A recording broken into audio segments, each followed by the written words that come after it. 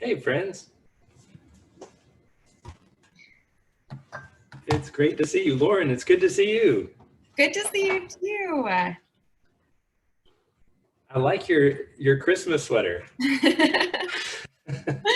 Yeah, I mean it's July and it's chilly in our apartment, and so I decided I was gonna just go for it. Christmas in July. I love it. You tipped me off that you were going to do that because Ryan likes to keep the interior of your house cold. Uh-oh, I just knocked something over. I almost did the same, except ours is not as cold, and it would have been super uncomfortable.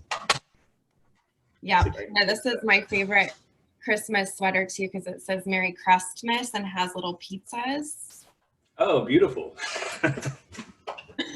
So it's extra exciting. Thanks. We're actually doing it this way. All right. So for those who are joining us today, thank you. This is our conversation called COVID, Connection, and the Enneagram. My name is Father Jonathan, and I'm delighted to be joined by Lauren Stroh. Lauren, tell folks just real quick a little bit about yourself, and then we'll say just a word about today's format and how it connects to the other sessions we've got coming up. Yeah. Yep. My name is Lauren. I live in Dallas. I work at Holy Trinity with Father Jonathan. We've been there together in a little while, but I direct music, and I work with the choir and play the organ. Right now I'm doing all of my work over Zoom sessions for those services, and also as a therapist. So I have about 20 clients right now that I'm seeing over telehealth, and it's been quite an adjustment, but it's still really nice to stay connected. But I discovered the Enneagram, I don't know, 2-3 years ago, and it's helped me so much in my own personal relationships, but also it's really fun when I have a client that comes into a session and says, "Are you familiar with Enneagram? This is my number." And then they kind of it actually helps a lot therapeutically too, just to help understand someone and the way they think a little bit better. And it's just been a lot of fun. Yeah, that's one thing that you and I have just in thinking about and planning this. It's been a lot of fun for us. We hope that's a little bit contagious and encouraging for those of you who are joining us, because it's always fun to have fun, I think. My name is Jonathan, and like Lauren said, I started at Holy Trinity by the Lake just a little bit before she did. I've been here, it'll be a year in August, and I've served the church in other ways as an Episcopal priest for 12 years before, so 13 years in ordained ministry, and then almost a year here. At Lauren's interview, I was just kind of a fly on the wall to that. Lauren started mentioning things about the Enneagram, and different folks around the table were kind of like, "What is this?" I'm like, "Oh my gosh, this is so exciting," because prior to coming to Holy Trinity, I served campus ministry at University of Wisconsin-Madison for 7 years, and students had a tremendous interest and energy for the Enneagram, a desire to kind of get to know themselves a little better, acknowledge the fact that we don't know ourselves by ourselves. So outside tools, but also community and wisdom can be helpful things. I was sharing this at staff meeting a little earlier. Rowan Williams, who's one of my favorite theologians, says that at one point he had this recurring dream where he was standing before the pearly gates, and St. Peter had some reservations about letting him in. He said, "I was afraid he was going to say, 'Why weren't you more like Moses?' or 'Why weren't you more like some other great saint?' And he's like, 'What Peter says to me every time in the dream is, 'Why weren't you more like Rowan?'" So recognizing that just because we are a certain way doesn't mean we're not always growing more into who God has made us and called us to be. So this is a conversation that shortly after that interview, we started cooking up and said, we would really love to be able to do this when schedules allow. And it just happens to be summer sweater COVID season in Texas. So that's the schedule and how the schedules have allowed. Quick note about the format of these conversations. We have our first one today, right now, that you have found. We have another one at the same time Thursday, and a third one on Tuesday at the same time. And all of those will be this kind of fishbowl format where Lauren and I will talk about some things. We've got some slides. We've got sort of an order of things we want to share with you. By virtue of registering, you've already indicated your level of engagement with the Enneagram. We have some folks who are more familiar. We have a lot of folks for whom this is brand new. So we're going to kind of start from the beginning and build each time on different themes and sort of layers, both in terms of the Enneagram, but also in terms of like application to society in this moment in which it's really hard to connect. But as Lauren and I have been talking about, like COVID makes it hard to connect in the ways we're used to. Going over to families for Thanksgiving was never easy. So these are tools that hopefully will only bless our attempts to connect with each other during this season, and then hopefully will still be useful to us and kind of continue to unfold following.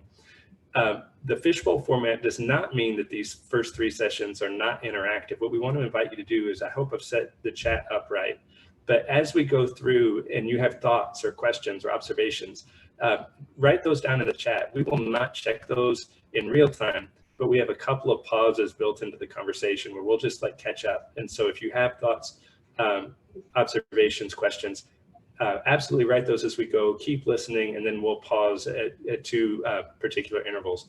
We are recording this conversation because it's mostly Lauren and me, and we don't feel like we're invading anyone else's privacy that way. That way we can share this conversation later for folks who are not able to attend this one but would like to attend subsequent ones. And then following the Tuesday, Thursday, Tuesday format, that next week's Wednesday at 7 p.m., we want to invite everyone to an unrecorded face-to-face, just kind of celebrating the completion of our series and a chance to kind of debrief and share observations, that kind of good stuff in person. So that's the plan. Sound good? All right. So here's our slideshow, and we're going to pull it down at some point because I don't like it, but there's some things about the Enneagram that are just kind of like inherently visual. So we're going to share some things that way. All right, so this is a little bit of a framework for those who might be not skeptical of, but we've all been at some point skeptical of personality types and testing and all that kind of stuff. This isn't intended to sort of erase the skepticism. It's just sort of to provide a lens for on the ground level for why these things have been helpful to folks for ages. And Lauren, I think I asked you before, but I don't remember for myself. Do you remember how long the Enneagram as a tool for exploring personality and sort of a spiritual inventory has been used? I'm sorry, as far as it starting out, is that what you were saying? Right. From what I've read, it's kind of disputed. Like there's pieces that may have formed hundreds of years ago and kind of transformed a little bit. So I'm not 100% sure of I don't know that anyone is 100% sure of like when it was actually officially founded. And I think there's a lot of like debate about that. But it's been around for a while. And I think it's been, it seems as though it's been really, really helpful at different points in time for different things. And it kind of resurfaced. I want to say like in the early 2000s or maybe even later than that. But we had kind of talked about how we noticed a lot of Christian communities had really noticed it and been excited about it and used it for ministry or for counseling or all sorts of things like that. Yeah, I think your observation about 2000-ish is really interesting because that would have been like right about the time the internet really started taking off for folks, right? Mm-hmm. And I think that's an important piece in this. For centuries, the Enneagram has been used as a tool for spiritual directors who didn't want to keep it as secret knowledge, but they were afraid of its misapplication. And the misapplication is an encouragement. And I think it's worth naming right now, because for those who are like, oh, I'm a little skeptical or I don't need one more thing to like label me or whatever. Spiritual directors absolutely had that same concern. They said, don't just like give people this without context or relationship, or they'll just turn it into another way to label themselves and each other. And they'll feel either really falsely encouraged or falsely deflated. But so it's intended for a particular relational context. and a larger context, which is the sort of the framework of the Enneagram itself. And it's not a labeling system. It's a dynamic system that helps us better understand ourselves. But they were afraid that people would just go around and justify all kinds of an Enneagram 8 would just go around and be like, oh, it's okay if I'm a jerk, I'm an 8, and like not connect it to the work that the self-awareness kind of commits us to or invites us to. And then you get the internet, and all of a sudden there is no secret information, right? Or there's no discretion or you can find anything you want. I sometimes like look up the most obscure things I can to see if someone has thought about it before, and it's really hard to come up with an original idea. So for example, mapping the Pokemon in the Enneagram, people have totally beat me to it. A lot of people, mostly on Reddit. So I think that's where you've seen a lot more of the popular conversation around the Enneagram since the internet. But also you have this whole school of spiritual direction, and other people are like, for those who want to handle this responsibly and in a way that could lead to growth instead of just sort of entertainment. We've been doing that for a while, and that's kind of some of the resources and connection we want to connect you to by virtue of this conversation. So the starting place for anything that is trying to explore questions of personality is the sort of a captain obvious observation that there are two important things for connecting with others: how we see the world and how we show up in the world. And those are connected, right? How you see the world informs how you show up in the world.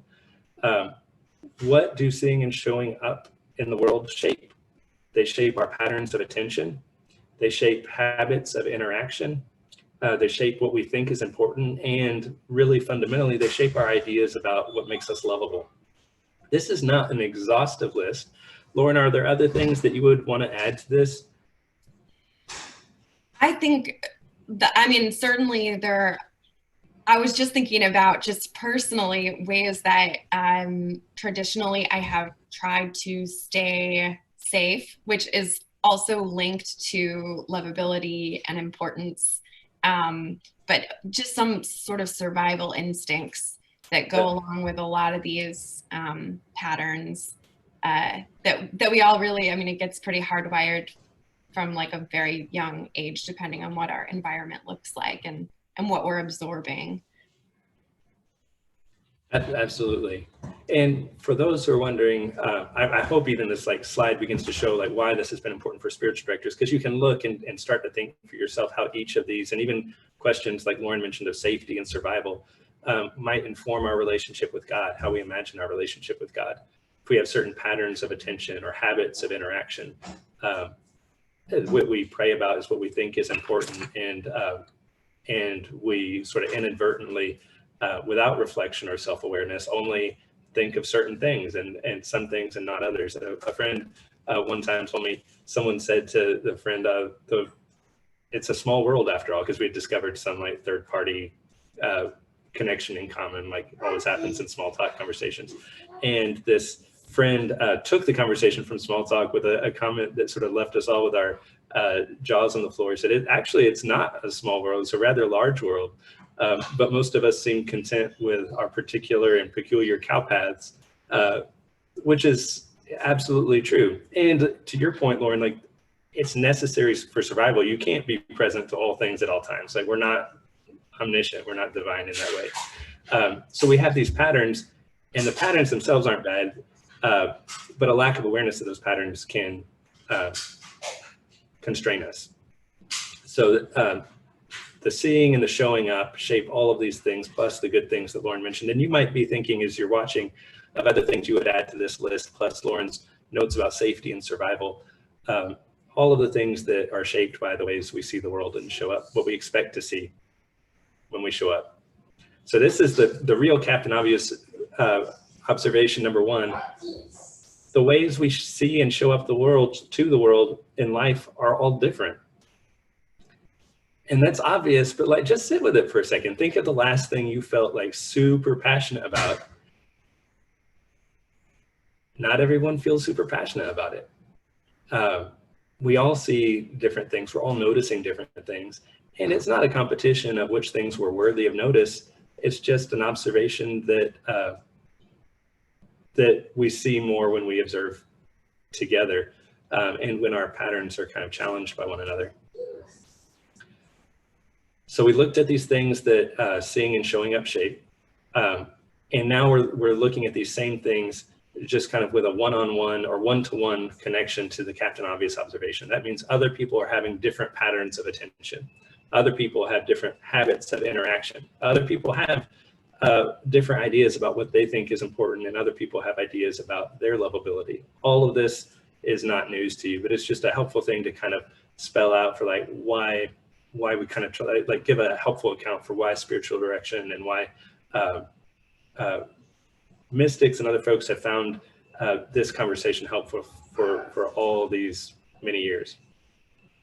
And Jonathan, can I really quickly add Absolutely. something? I was just going to say too, it feels, and just to your point of people using it to start understanding their own patterns. I just recently was talking with a colleague about how there really is not, at least in the education system that most of us are in, we're not necessarily called on a regular basis to pay attention to emotional patterns or pay attention to feelings that we're having. And so as obvious as some of these things seem, I think part of how powerful this language of Enneagram can be is that a lot of us like just weren't raised to have some of that internal reflection and to pay attention to the internal life, because it's there, but sometimes it doesn't receive much attention, and that can sometimes take practice even as an adult, because a lot of us never really got into the habit of doing that, or even like in some cases we're kind of discouraged from doing that. It makes me think what you just shared, Lauren, about like the connection between form and content, so that like a lot of times like rather than seeing the pattern behind what somebody shares in any setting, I'll see like the presenting issue. So they're really mad about politics. Nobody's mad about politics these days, right? But like they're really mad about politics, or they're really mad about their basketball team, or they're really happy about this. And so I'll be like, I'll kind of clumsily try to meet them on the level of that content without taking the time to explore the pattern, especially if there's like a repeated pattern of observations that could help us. Some notes about how personality is formed, and Lauren, this is a super sketch. So you've got a lot working with in your therapeutic work with kids that you can add here, and I hope you will. So personality is formed in childhood. One definition of it is it's like a collection of coping mechanisms with wisdom. So to say that it's a collection of coping mechanisms is not to disparage it or downplay your personality. It's to say that there's a really, like, kids are resilient, kids are smart, kids are intelligent. They will find the best way to navigate for them their environment. Their environment will change over time, but the coping mechanisms and the collections, the patterns will stay largely in place without the exploration and self-awareness, all that kind of stuff. And we'll kind of get into that more through the examples of the Enneagram when we finally get to the circle. Those strategies for navigating the world carry with them underlying assumptions about their world and motivations.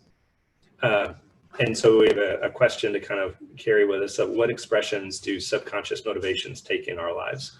You shouldn't be able to answer that right away, because then they would not be subconscious. So that's just kind of one to explore.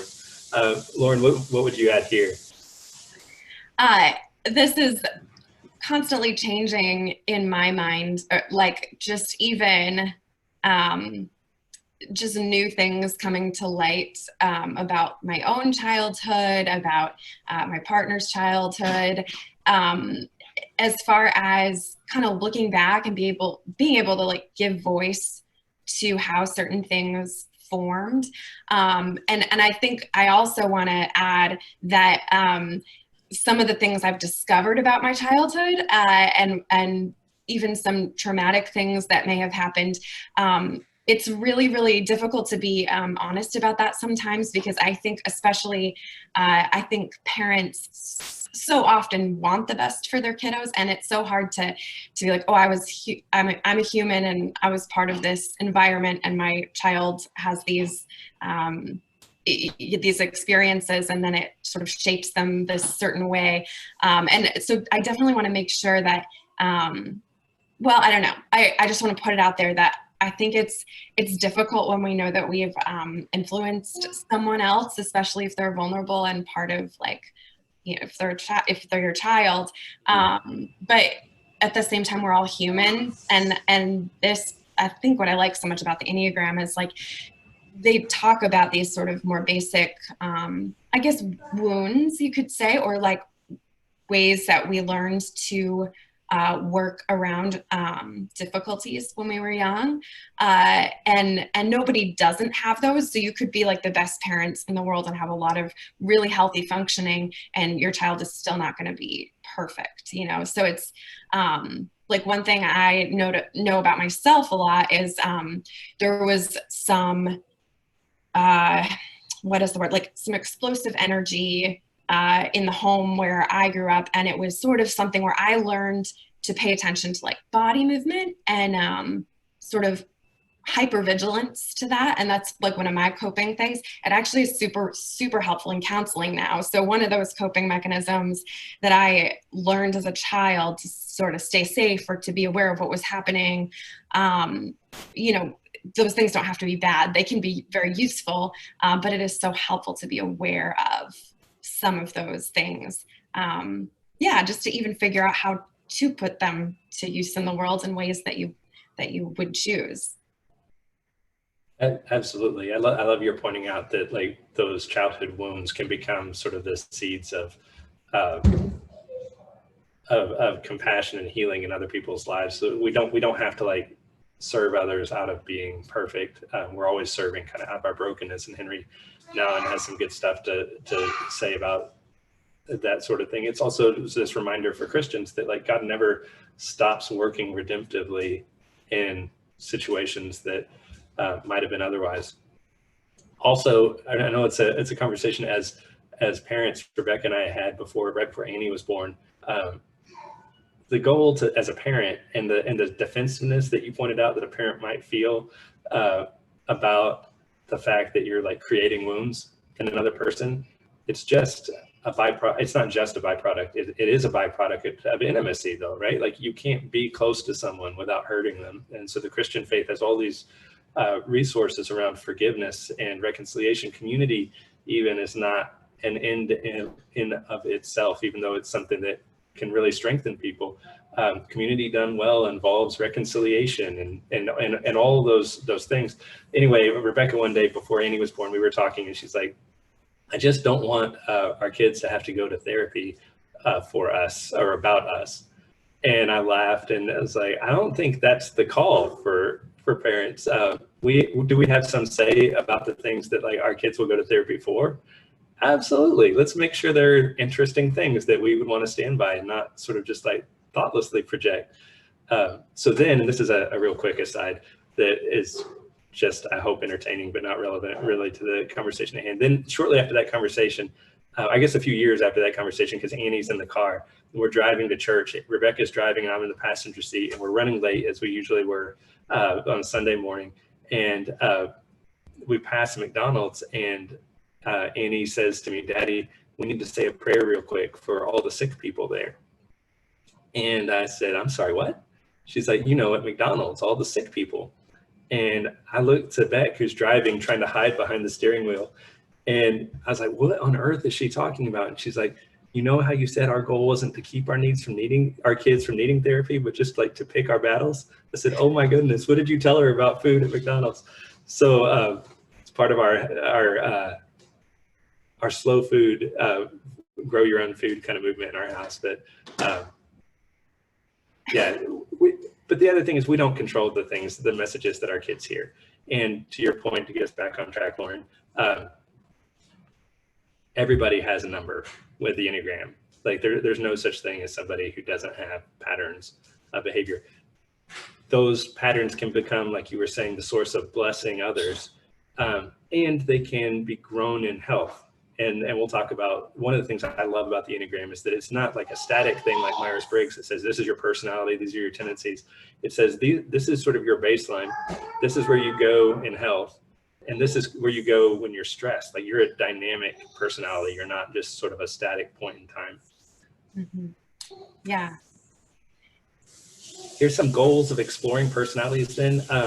Growing self-awareness and self-compassion, understanding and others and having compassion for others, remembering, holding before us that other people are always seeing and showing up in the world differently than we are, growing access to a wider variety of responses. So I can maybe stay on some of my cow paths, but step off from time to time with discernment, and then challenging those false narratives of lovability. So as an Enneagram 9, conflict will be the end of me, so I should avoid conflict at all costs because people aren't capable of loving me when we disagree. That's a terrible assumption, and it's not true to the gospel. So rather than having sort of our little cow paths and worldviews be the container into which the good news of Jesus like can fill up, but it has to fit in that. How about starting with the good news, the gospel, and then like allowing ourselves to fill that space, which is much bigger and more generous than the space we would give on our own. Are there other goals that you would want to throw on there, Lauren? You know, I know for myself, initially my goal wasn't self-awareness. I now really use the Enneagram for that. But when I was first really diving in, it was in order to connect with others that I really did not understand, but I cared about. And actually, I feel so grateful for the Enneagram just in my relationship with my partner, Ryan, because he and I think very differently and express things very differently. And many of our core desires to like connect and relate and hold space for one another are similar, but we have such different languages. And it was really huge for us in the beginning of our relationship to read through just some of the different characteristics of our two different types. And I think if we hadn't had that, it just would have been much, much more difficult to lean in and trust one another. It just really helped with trust because there was more awareness around why that person is acting in a way that I don't understand, and just having more, having a lot more awareness for what that might look like in someone with his personality and his background. So definitely a big goal for me, at least initially, and still, is to really connect to the people that I love and to try to make more space for understanding where they might be coming from. That understanding is huge. And of course, there will always be that temptation for all of us because we're human. What Lauren's talking about is this sort of understanding born of compassion for greater intimacy with someone. It's not sort of like a code book for manipulating people we want to change. So for those who like wanted us to share that, we're sorry to disappoint. So here's the Enneagram, and here, Lauren, my thought with this is we'll kind of reverse roles, and if you would take us around the wheel, and I'll just kind of chime in if that feels good to you. Real quick before we do that, I'm going to just check in our chat, and if you have had thoughts or questions that have come up, let's just take a moment to catch up with those. I know we had one. Okay, so Sheila asks a great question. Could you give some examples of patterns of attention and habits of interaction? That's a great that's a great question. Do you have any that come to mind, Lauren? I wonder, I don't know if this makes sense with how you're asking, Sheila, but I wonder if that example that I gave earlier, the attention to body language in order to stay safe as a child, or emotionally safe, whatever that looks like, sort of those patterns of attention. I noticed that that's something that I carried with me, is constantly paying a lot of attention to people's facial expressions, just really reading into what's happening. And then what was the second part of that? Patterns of attention and habits of interaction. Okay, yeah. And so then I think my the ways that I interact with people too, another way that I sort of stayed safe or stayed lovable, I guess, and like this internal message was to be really uplifting, really happy, not what's the word? I felt like I was safe when I was sort of tending to your needs in keeping things light and fluffy and happy and good. And so then if there's negative things that arise on my end, I feel like that's a place where, oh, that's not where I'm valuable. So that's not going to be my role, mostly out of a fear place that I'm not valued in that way. Or it's hard for me to, example, show up somewhere if I have really low energy or if I'm feeling depressed. That's like my most vulnerable space, because I've sort of learned from my patterns or from messages that I received when I was young. The way I translated that is I must always be like happy and hopeful and looking to the good things. Yeah.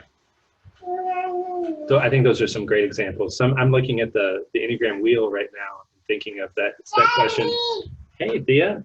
So we did call this COVID connection in the Enneagram. So we're embracing the chaos of all this. I'm in a modified studio wet bar with my children at my feet.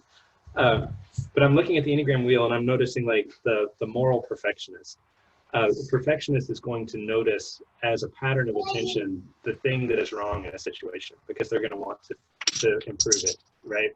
Mm-hmm. The loyal guardian, number 6, is going to show up every day, seeing what's not. They're gonna see the things that you should worry about that you haven't thought to worry about. That's where their mind goes first. It doesn't mean that a 9 or 7 doesn't worry about things, although we sometimes wonder about 7s. Just kidding. But it does mean that that's what they notice first. And a 3 is an achiever.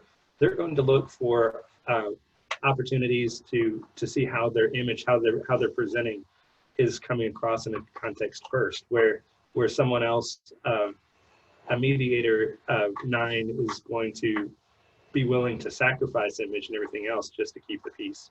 So those are kind of some of the patterns that we're noticing and talking about. The habit of interaction is like, how does what you notice shape how you talk with someone, for example. So perfectionist, I don't know how that would maybe happen with a perfectionist. But I think at that question, it's almost easier to separate it out for a half second and say, what are some habits of interaction? When I talk to people, do I tend to ask for more detail? Do I tend to feel threatened by ideas they share that critique my own and feel the need to defend them? Do I match examples? Some conversations are like tennis matches, right? Like you tell me something interesting, I try to one up, you try to one up, we go back and forth.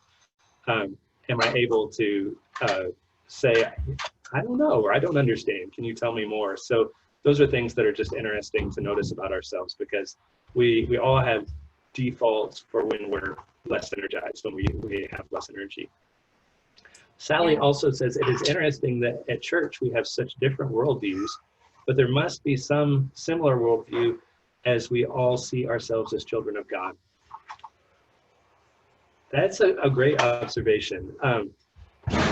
And Lauren, this might be a good time to kind of like explore sort of maybe the connection between unity and diversity. Absolutely. Do you have thoughts about that? You know, I think there are certainly things that I think as a spiritual community, there are things that connect us, sort of like what we're all standing on together, like the roots, I guess, as far as, what are we here to do? Is there something bigger than us, and can we lean into that? And how do we care for one another? And and be kind to one another, while also like bringing our separate gifts. I kind of was just thinking of like the body of Christ. I know there's a scriptural passage for that, but we're all sort of, some of us are the hands, some of us are the feet, some of us are different organs of this sort of living body. But if we were all the head, I don't think things would be as rich. We wouldn't have to, I don't know, we would come from a place where maybe we had thought that we'd figured everything out. Whereas looking at this and interacting with so many different kinds of people within the church and outside of the church, it's really humbling and exciting to say, I will probably always have opportunities to continue to learn about myself and about you or others that I care about, which for me is like really exciting. I know it can feel overwhelming, especially when there is a lot of fear present.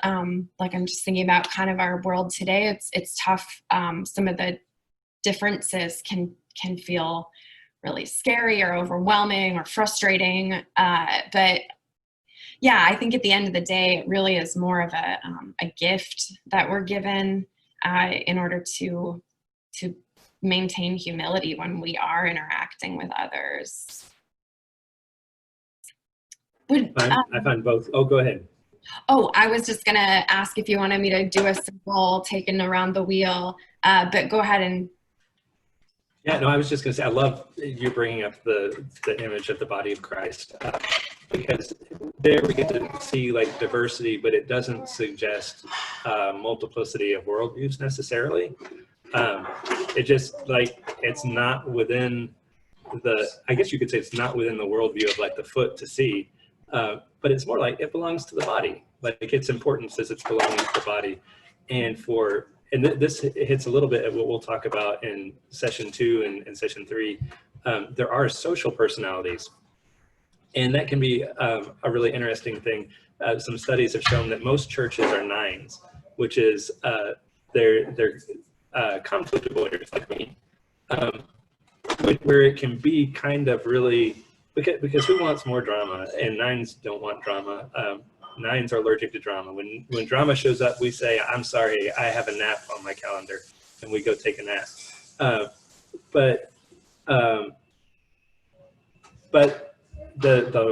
I think the important thing, and you were touching on this too, Lauren, is to see that these personalities are not the same as worldviews insofar as they know that they represent, that they're born of woundedness, and so born of weakness in a way, and they're not complete in themselves. So part of this is sort of a confessional way of showing up to say, like, I'm an Enneagram 9. That's a way of seeing the world. It's not the only way. It's not the right way. There isn't a right way that would force my sisters or brothers to show up on my terms. And so as church, that becomes like the hard work of saying our unity is a gift of God. But I always imagine and I didn't invent this, I forget which, I think 14th, 15th century mystic said, maybe Francis de Sales for sure talked about this, talked about if the church is a garden, it's surely a wildflower garden. With different kinds of flowers. So we just want to make sure that there's room for everyone to bring their full self into the space, including the full self that says, I don't know myself yet, and in that space where we can be transformed together. So yeah, good questions, y'all. And we'll have another little chance at the end to visit some. We'll save maybe 5 or 10 minutes. So feel free to keep adding. Yeah, Lauren, take us around the wheel. Yeah, and I'm going to start out being fairly simplistic.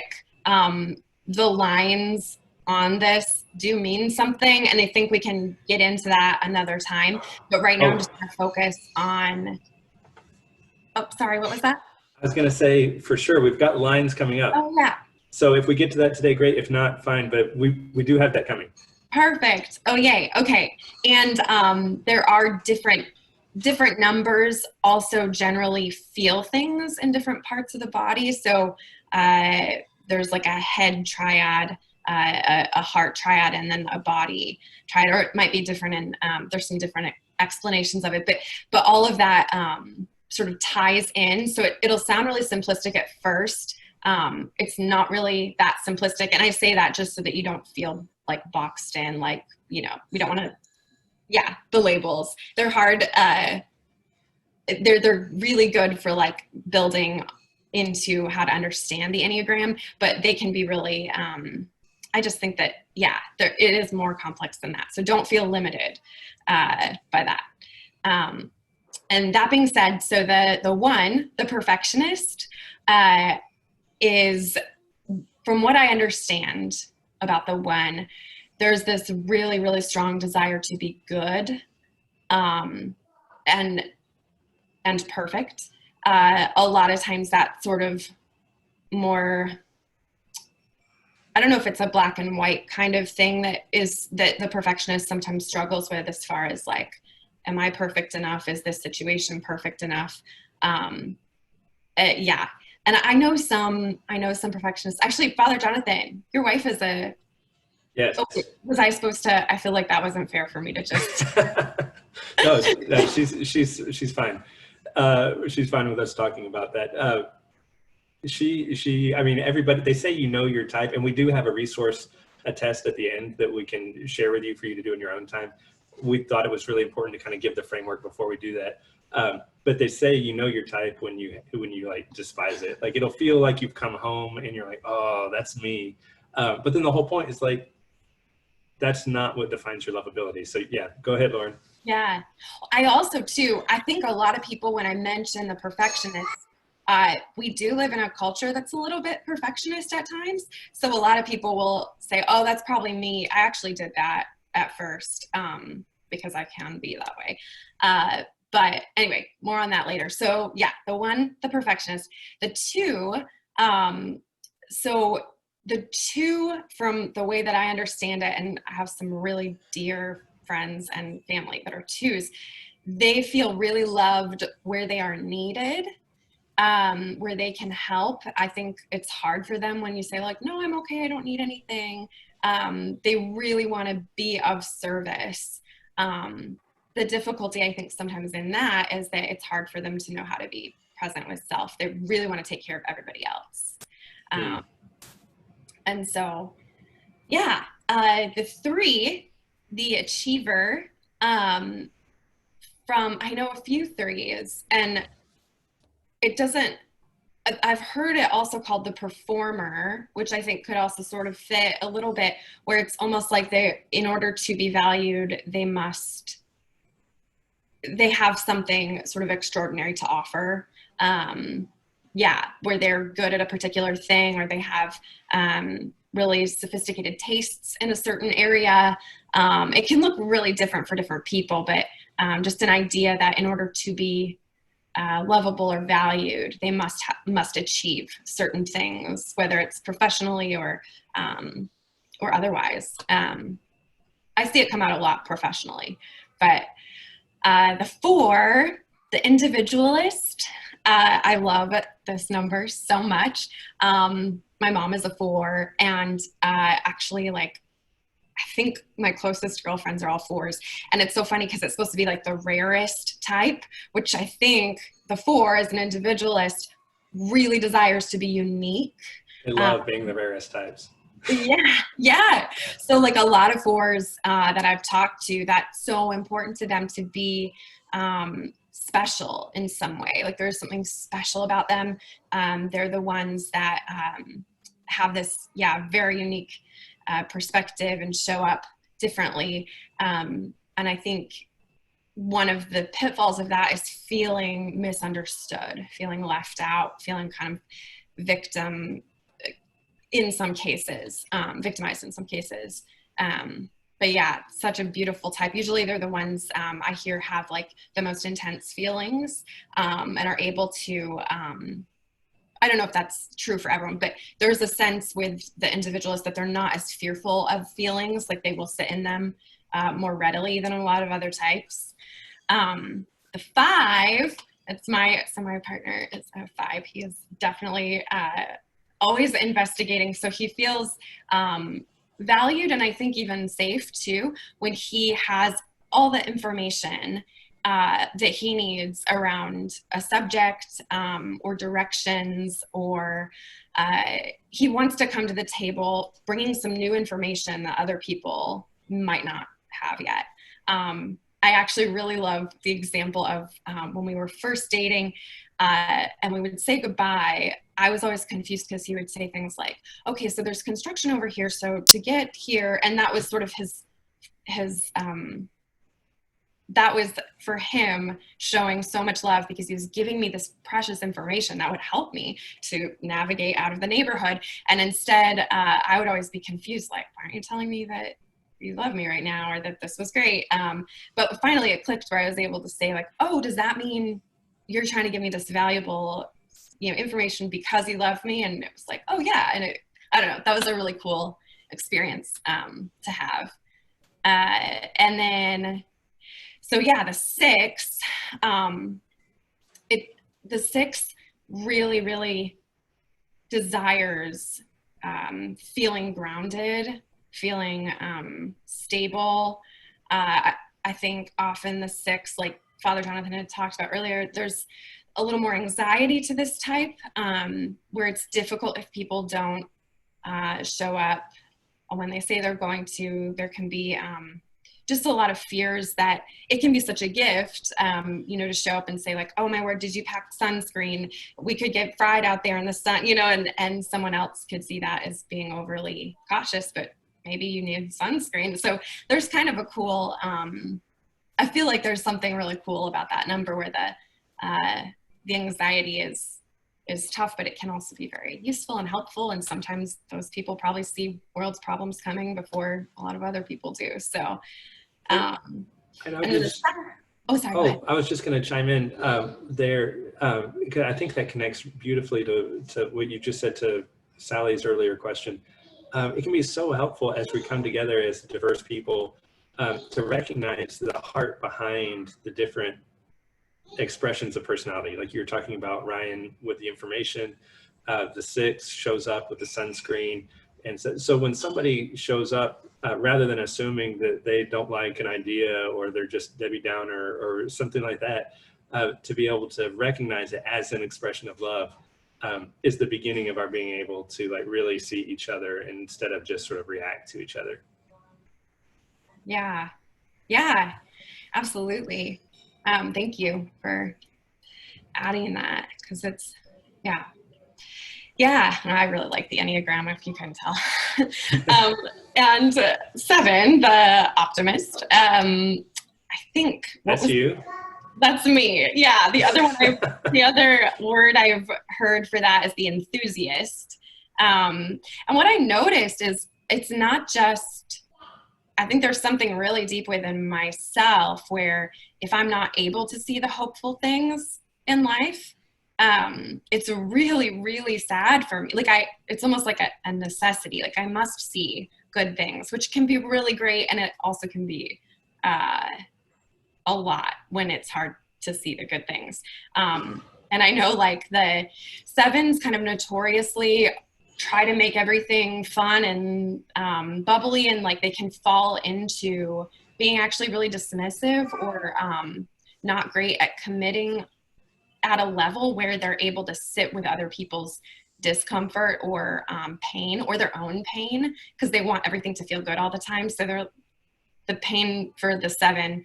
And it's so funny that like I'm a therapist as a 7, I can sit in pain with someone else for a while and feel like that's okay and that I can just be with them in it. But if it's my own pain, I have to work so hard to actually be present with that. Like it feels much scarier. So yeah, the 8s are very,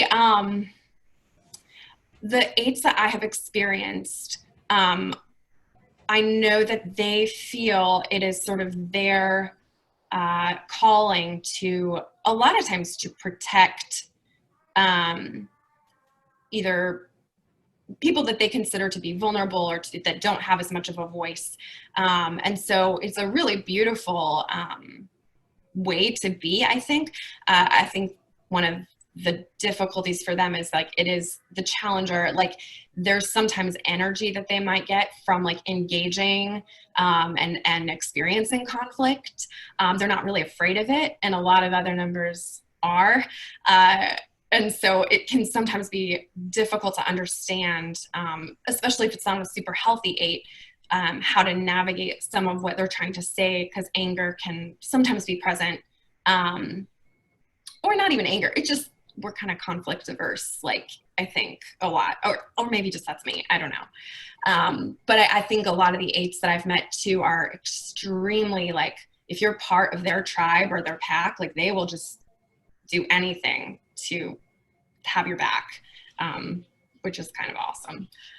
And then the 9 is like, so my one of my sisters is a 9, and Father Jonathan, and one of my other best friends. And I love it that the 9 is always trying to see everyone else's perspective, and sort of really creates this very, I don't know, very fluid interaction, because I don't know, there's just something really beautiful. I'm sure you could speak much better to it, Father Jonathan, but I just very much appreciate the 9s in my life. And I know it was so shocking for me at the beginning to find this out. I don't know if this was how it was for you, Jonathan, but when my sister was telling me that there's some like anger in the 9 that sort of gets pushed down really deep, but no one would ever really think of you as angry. And then she said sometimes she just feels it come up, and then she's like, oh, whoa, there's the anger. Like, I guess I have to look at some of that deeper stuff.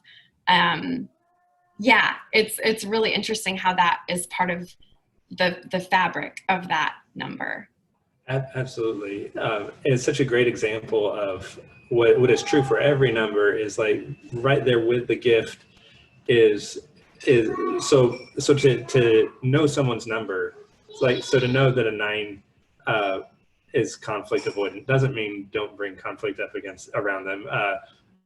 To know that a 7 doesn't like to sit with hard things, it just means like if a 7 and a 9, because 7s and 9s have some things in common, but if a 7 and a 9 doesn't bring up a hard thing, you might like create more space for them to do that. So in other words, the way each type expresses itself is not necessarily in its own long-term best interest. So a 2 who is a server needs to be lovingly encouraged to like have some other kind of posture in that relationship to show them that you will love them even when they're not folding your laundry for you, kind of stuff. So it's kind of this permission to step out of the performance, whatever that performance looks like, and to just be loved. All right, we've got another slide that I think we'll end up spending most of our time on next time, or at least as the starting place for it. But just to kind of tease it out, this has a lot of what Lauren was talking about in it. So you'll notice there are 3 groups of 3. There's like 8, 9, and 1. Their primary feeling is anger. That's like the default. It doesn't mean we don't feel other things, but that's kind of what is mostly going on. And the responses are coming from the gut, and a priority is relating. 2, 3, and 4, you can see that they are feeling. These are people with tremendous hearts. Their default is compassion. They want to fix everything, which is an expression of love. And shame is a really big thing for them. And then you've got the 5, 6, 7s. These are the thinkers that they think a lot. They do a lot, and fear is kind of underneath as that kind of primary motivators. So you've got anger, feelings of love and compassion and shame, and then fear. You can see that these as underlying motivators can be really important to sort of tend to underneath the physical expressions. That you might have all 9 types like doing the exact same thing, but they're all coming at it with a different underlying motivation, which is kind of like the lava beneath the Earth's crust in there. The other thing that Lauren pointed out earlier is you'll see the arrows, and we'll spend some time with the arrows next time. But these arrows are all pointing, in this particular example, they're all pointing in the area of distress. So, and we mentioned the dynamic aspect of the Enneagram. So a 9 up here, when I'm distressed or under stress, or in month 4 or 400 of COVID with no clear sign of like what might come next, I'm going to, if I'm not careful, take on the worst characteristics of a 6. That's not to say I'm going to become a 6 and a 6 is worse than a 9, but I'm going to take on the unhealthy characteristics of a 6. So I might become more fear-based, might become more rigid or prone to paranoia and anxiety. You can run the arrows backwards too. And so a 9 is going to take on when I'm well rested, when I'm caring for myself, when I'm plugged in and tuned into the world and feeling alive, I'm going to take on the best characteristics of a 3. So you can see that it's not just simply static. That can be a great way to sort of take stock of where I am, because I don't know if you came like me, I don't have like a little built-in panel like my car that says low energy or high energy. And I can sometimes go for several days and feeling really great or feeling really distressed without knowing it. But knowing sort of the tendencies of the number in which I start, which I can maybe catch those things a little sooner and say, oh, I really would like to, because for a 9, it can be really great to have access to these 3 areas, to have access to productivity and ambitions. Ambition is a really impossible word for a 9, right? Because like Lauren was saying, 9s can kind of figure out how everyone in the room is seeing something. But if you ask me what I want, I don't know. Because my subconscious wants to hide that from me, because if I say what I want, that might occasion a conflict of which I am a part, and it's trying to protect me from that. The other thing that we'll talk about a little bit next time is wings. And so we'll pick another number, so I'm not completely egocentric here. We'll pick like a 6. So a 6's wings are 7 and 5. So in addition to, we know, like, so a 6 is going to under stress, go in the direction of a 3. In health, will go in the direction of a 9. Also has access to characteristics of the 7 and the 5. That might start to sound like, well, they're all connected. Like, what's the distinctiveness worth? And I think that there's a huge part of that, right? Because this is not about like, I'm like in Pokemon, I'm team blue or I'm team yellow. This is not about like finding your camp and holding up in it. Like, we do have integrated and connected personalities. But again, you can recognize sort of in health and out of health. You can recognize in health, we kind of have equal access to our wings. In out of health, we can kind of like lean heavy on one side. So all of that is meant to be an encouragement, because we are not sort of rigidly defined by that label again. There's a lot of fluidity into it. And whether or not that fluidity is too fluid or too vague to be helpful, I think is kind of up to each one's willingness to sort of engage and kind of dig deeper. Anything you would add to that, Lauren? And like I said, we'll spend more time with this next time, because I think it can really help. It's sort of like the next level for the conversation. Yeah, no, definitely. All of this sort of the health and the weakness and then the wings, that was pretty overwhelming for me at first. But as I've leaned into it and discovered more about it, it makes so much sense. So if right now you're feeling a little overwhelmed, just because I remember how overwhelming it was for me at first, because I really wanted to figure out, what was going on. Yeah, I mean, I think all of this is sort of there for the taking when you want to. And then, as far as just digging into, do I identify with one of these numbers? And and sort of digging into that first. If you feel like that's a good way to approach it, certainly go there first. And then this definitely starts to make more and more sense the more, comfortable you get with the system. The other thing I'll say about the numbers on this slide, which is a really helpful slide, is the word under the title is the thing that each type tries to avoid. So the perfectionist is in the anger group, you'll notice, but tries to avoid anger. people who experience anger try to avoid it because their own anger can scare them. That's a self-confessional comment from a 9. So an 8 will never exhibit weakness. Like, that's the invitation for an 8, is to become okay with. So these are the things that each type tries to avoid. They're also the invitation where there is real life, for like seeing the world more fully. For a romantic to become okay with ordinariness, because not every day is candles and mood lighting. And so you get the idea. Yeah. Here are a couple of books that Lauren recommends. The one on the left, I've read it too. I'm not recommending it, but we each recommend one. The Wisdom of the Enneagram. Another great one that I have really enjoyed a lot is The Road Back to You by Ian Morgan Cron. Another resource that might sound silly is Instagram, which has a wealth of Enneagram kind of things, and it's really helpful. So I picked one out. I don't know if you can see this. This is from Enneagram and Coffee. And what I love about it is it will give a hypothetical scenario and then sort of describe how each type might act in that scenario. So the scenario today is on your mind before bed. What is on your mind before bed? So number 1, the perfectionist. Could I have done a better job on ... That's what they're going to sleep fighting the temptation to put off. 2, why hasn't so-and-so called me? Because they're the server, and they want to know that their serving has brought them into someone else's consciousness. 3, what are the nighttime habits of ... So they're wanting to improve, steal best practices, become more successful, better, efficient. 4s, what if I never become a ... That instinct to avoid ordinariness. 5s, what's the origin of ... So they're going to fall down an internet wormhole of researching obscure things.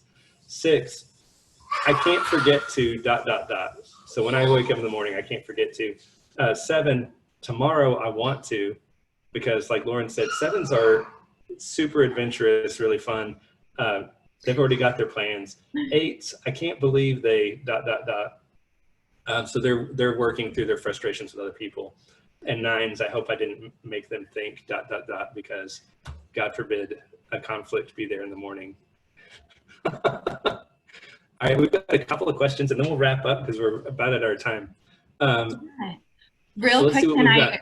Oh, sorry, Jonathan. Go ahead. Is it okay? I just found this on, I looked at this on my shelf. It's the same author as The Road Back to You, or at least the one author. And it's just more about the relationships. This might be more if you're like, it just was very helpful in like figuring out relational issues. And that's called? Oh, sorry. It's called The Path Between Us. That's awesome. Yeah, I know some folks in their when you registered, you indicated you had a particular someone in mind, kind of working through this. Others want to get to know folks generally. Books like that can be really helpful because even if you're not like, you're not in an intense relationship or a super intimate relationship, just kind of understanding the dynamic that happens between different personalities can be really, really helpful. All right, so here are some, we have a, Jan asks, do you change numbers as you grow older? And does nonverbal communication play into this? Do you want to take that one, Lauren? Yeah. So I think that's something I hear a lot is like, I don't want to be stuck to one number. Like if I get healthier, doesn't that mean that I change numbers? Or if I, yeah, I totally get that. And I had that question too when I first started this whole process. What I have discovered is that just kind of like we can't really go back and change the experiences we had when we were young, and our brains are kind of being formed around like relational connection. I actually just met with a therapist about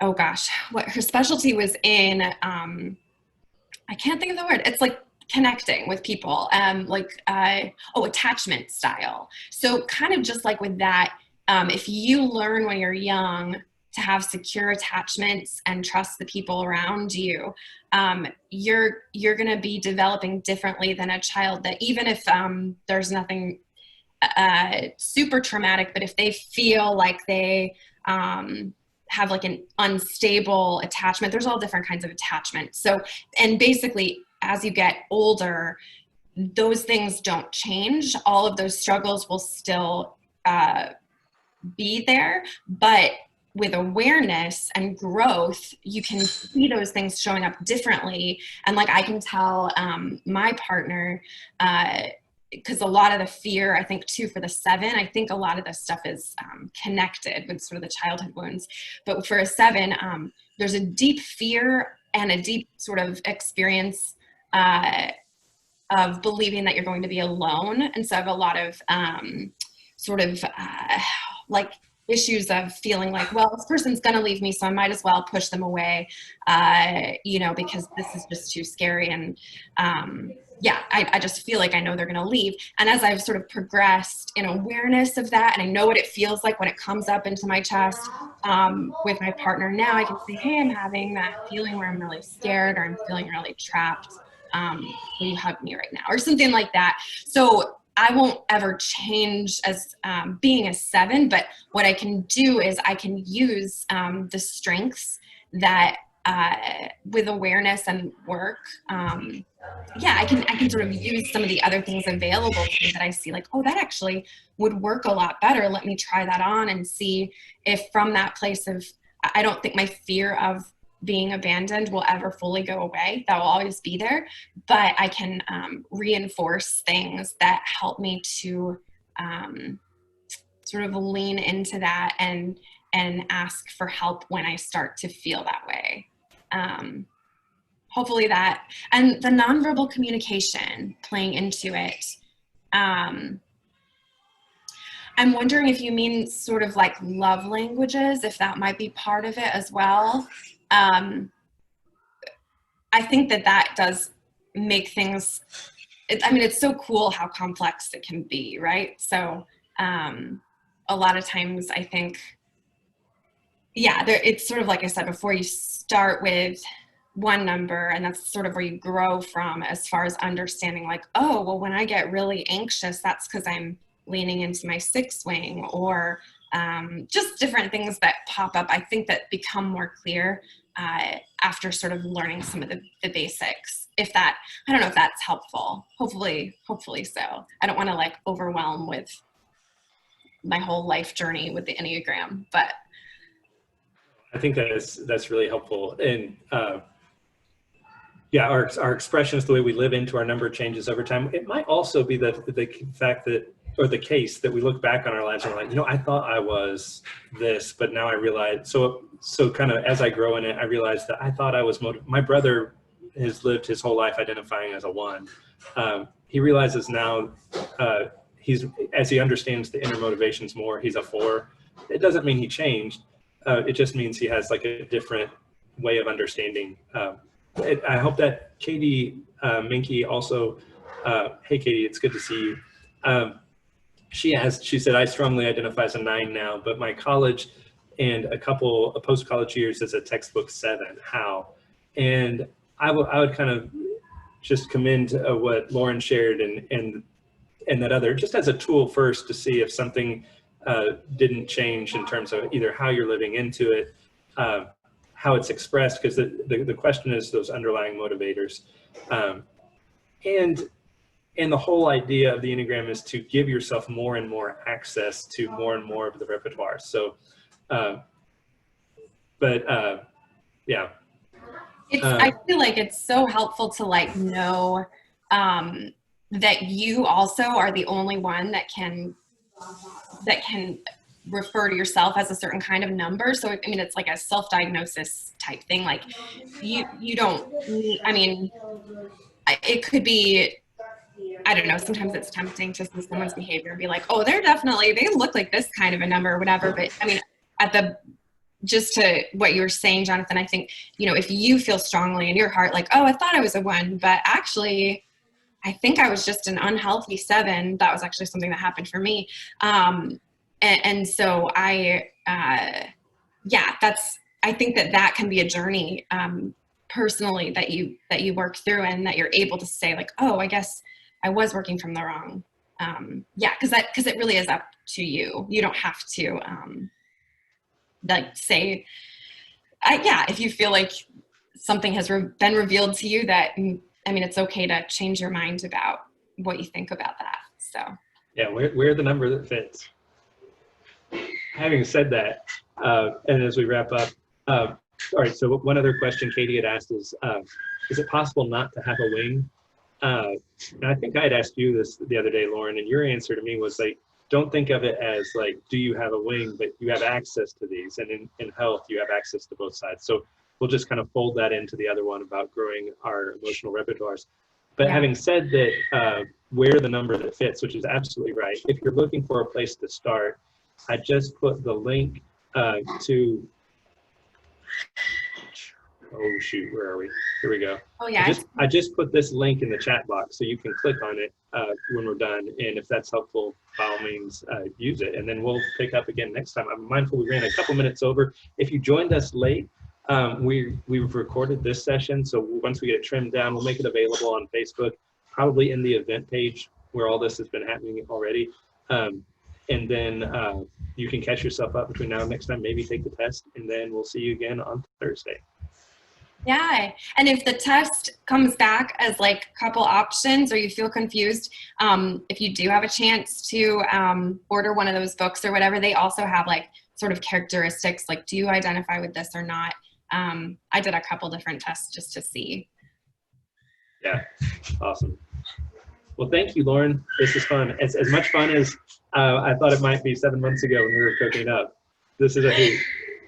Yeah, thank you so much, Father Jonathan. No, thank you. And thank you, everyone, for watching. And I hope you enjoy Thea screaming. And we'll see you on Thursday. Peace.